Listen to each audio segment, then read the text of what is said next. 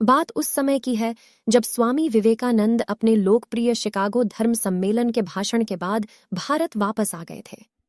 अब उनकी चर्चा विश्व के हर देश में हो रही थी। सब लोग उन्हें जानने लगे थे। स्वामी जी भारत वापस आकर अपने स्वभाव अनुरूप भ्रमण कर रहे थे। इस समय वे हिमालय और इसके आसपास के क्षेत्रों में थे। एक दिन वो घूमते घूमते एक नदी के किनारे आ गए। वहां उन्होंने देखा कि एक नाव है पर वह किनारा छोड़ ढा चुकी है। तब वे नाव के वापस आने के इंतजार में वहीं किनारे पर बैठ गए। एक साधु वहां से गुजर रहा था। साधु ने स्वामी जी को वहां अकेला बैठा देखा तो वह स्वामी जी के पास गया और उनसे पूछा, तुम यहाँ क्यों बैठे हुए हो? स्वामी जी ने जवाब दिया, मैं यहाँ नाव का इंतजार कर रहा हूं। साधु ने फिर पूछा, तुम्हारा नाम क्या है? स्वामी जी ने कहा, मैं विवेकानंद हूं।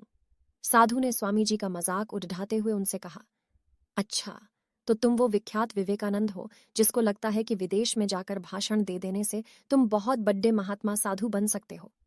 स्वामी जी ने साधु को कोई जवाब नहीं दिया। फिर साधु ने बहुत ही घमंड के साथ नदी के पानी के ऊपर चलकर अपनी शक्ति का प्रदर्शन किया। कुछ दूर तक चलने के बाद साधु ने स्वामी जी कहा, क्या तुम मेरी तरह पानी पर पैदल चलकर इस नदी को पार कर सकते हो? स्वामी जी ने बहुत ही आदर और विनम्रता के साथ साधु से कहा, इस बात में कोई शक नहीं कि आपके पास बहुत ही अद्भुत शक्ति है, लेकिन क्या आप मुझे यह बता सकते हो कि आपको यह असाधारण शक्ति प्राप्त करने में कितना समय लगा? बहुत ही अभिमान के साथ साधु ने जवाब दिया, यह बहुत ही कठिन कार्य था। मैंने 20 सालों की कठिन तपस्या और साधना के बाद यह महान शक्ति प्राप्त की है। साधु का यह बताने का अंदाज बहुत ही अहंकार भरा था।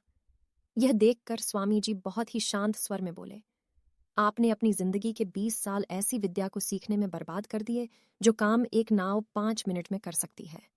आप ये 20 साल निर्धन बेसहारा गरीबों की सेवा में लगा सकते थे, या अपने ज्ञान और शक्ति का प्रयोग देश और देशवासियों की प्रगति में लगा सकते थे, परंतु आपने अपने 20 साल सिर्फ 5 मिनट बचाने के लिए व्यर्थ कर दिए। ये कोई बुद्धिमानी नहीं है। साधु सिर झुकाए खड़े रह गए और स्वामी जी नाव में बैठकर नदी के दूसरी किनारे चले गए। कहानी से सीख। इस प्रकार इस कहानी ने हमें बताया कि ज्ञान और शक्ति का सही प्रयोग आवश्यक है। किसी शक्ति को प्राप्त करके यदि हम उस पर घमंड करते हैं तो यह मूर्खता है। शक्ति का सही जगह पर सही इस्तेमाल करना ही वास्तविकता में बुद्धिमानी है।